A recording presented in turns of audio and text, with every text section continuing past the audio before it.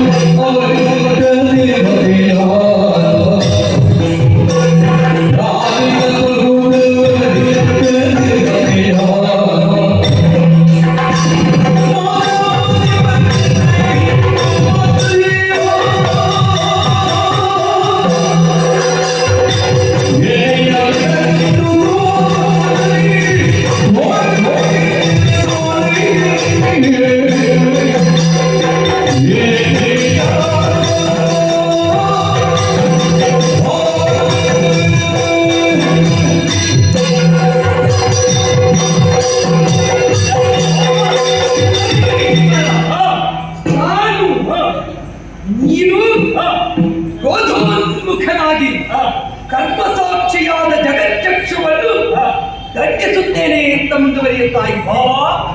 ನಾವು ಮತ್ತೆ ಮಾತಾಡುವ ದಿನೇಶನನ್ನು ನನಗೆ ತೋರಿಸು. ದಿನೇಶನನ್ನು ತೋರಿಸಬೇಕಾ? ನೀನು ಮಾಧವನ ಮಾತನ್ನು ಕೇಳಲೇಬೇಕು. ನಮ್ಮಲ್ಲಿ ಭೇದ ಉಂಟ, ಕೇಳು, ಕೊನೆಗೆ ತೋರಿಸಬೇಕು. ಆದರೆ ನಮ್ಮ ಭಾವ ಇನ್ನೊಬ್ಬರಿಗೆ ಅಭಾವ ಉಂಟು ಮಾಡಕೂಡದು. ನಮ್ಮ ಪ್ರಭಾವ ಲೋಕಹಿತಕ್ಕೆ ಪೂರಕವಾಗಿಯೇ ಇರಬೇಕು. ನೀ ಯೋಚನೆ ಮಾಡುವ. ಭೂಪತಿಯಾಗುತ್ತಾನೆ ವಿಷಧ್ವಜ, ಕೈಗೊಂಡಿದ್ದಾನೆ ತೀರ್ಮಾನ, ಏಕದೇವಾರಾಧನೆಯೇ ಅವನ ಶಾಸನ.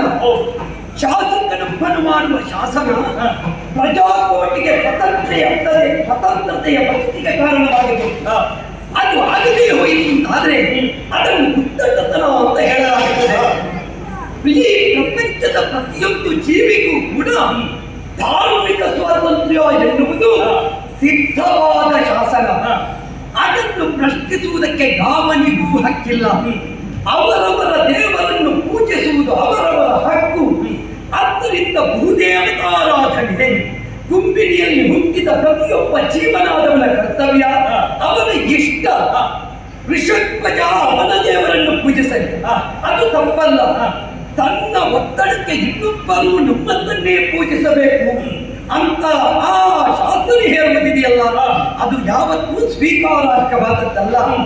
ಆದ್ದರಿಂದ ಸೂರ್ಯನಾರಾಯಣ ಅನುನಿತ್ಯವೂ ಫಲವೃತ್ತಿಯನ್ನು ಹೊಂದಬೇಕು ಅಂತಿದ್ರೆ ಅವನಿಗೆ ವಿಪ್ರವರ್ಗದಿಂದ ಒದಗಬಹುದಾದ ತ್ರಿಸಂಧ್ಯಾ ವಂದನೆ ಎನ್ನುವುದು, ಅರ್ಘ್ಯಾದಿ ಸಮರ್ಪಣೆ ಎನ್ನುವುದು ಅದು ಪೂರಕವಾಗಿರುತ್ತದೆ. ಯೋಚನೆ ಮಾಡು. ದೇವತೆಗಳು ಫಲವೃತ್ತಿಯನ್ನು ಹೊಂದುವುದು ಹೇಗೆ?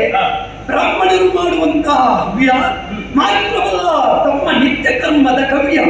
ಈ ಉಭಯ ಸತ್ವದಿಂದಲೇ ಅವರು ಪ್ರಬಲರಾಗುತ್ತಾರೆ, ಪ್ರಬುದ್ಧರಾಗುತ್ತಾರೆ. ಸೂರ್ಯನು ಹಾಗೆ.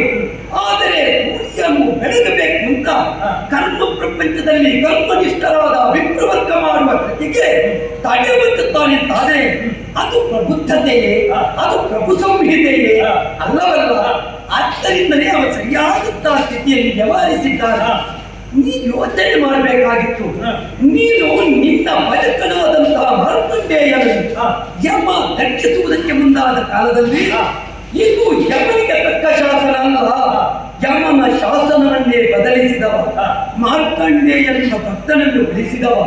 ಈ ಕಾಲಕ್ಕಾಗುವಾಗ ಸೂರ್ಯ ಒಬ್ಬ ಶಾಸಕನಾಗಿ ಅವ್ಯವಸ್ಥೆಗೆ ಕಾರಣನಾಗಬಹುದಾದಂತಹ ಅರಸನನ್ನು ದಂಡಿಸುವುದಕ್ಕೆ ಸಿದ್ಧನಾದಂತಾದರೆ ನೀನು ರಾಜನ ಪಕ್ಷ ವಹಿಸಿ ಖಂಡನೆಗೆ ಬೆಳಗುವುದು ಹಾ. ಏತರ ನ್ಯಾಯವಾಗುತ್ತದೆ. ಹಾ. ಸೂರ್ಯ ಮಾಡಿದ ಕೃತಿ ಹಾ. ಬಹುದೇವಾತಾರಾಧನೆಯ ಸ್ವಾತಂತ್ರ್ಯ ಹಾ. ಇದನ್ನು ರಕ್ಷಿಸಿಕೊಳ್ಳುವುದು ಹಾ. ಏತರ ನ್ಯಾಯ.